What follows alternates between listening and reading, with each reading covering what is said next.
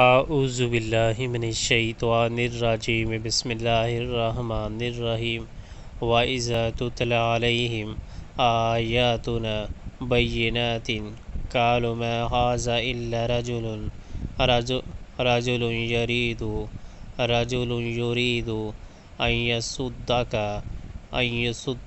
أَن يَصُدَّكُمْ عَمَّا كَانَ يَعْبُدُ آبَاؤُكُمْ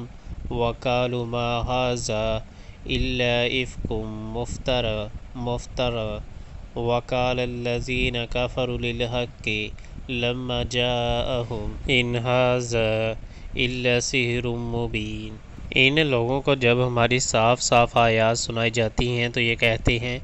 کہ یہ شخص تو بس یہ چاہتا ہے کہ تم کو ان معبودوں سے برگشتہ کرتے جن کی عبادت تمہارے باپ دادا کرتے آئے ہیں، اور کہتے ہیں کہ یہ قرآن محض ایک جھوٹ ہے گڑھا ہوا۔ ان کافروں کے سامنے جب حق آیا تو انہوں نے کہہ دیا کہ یہ تو سری جادو ہے۔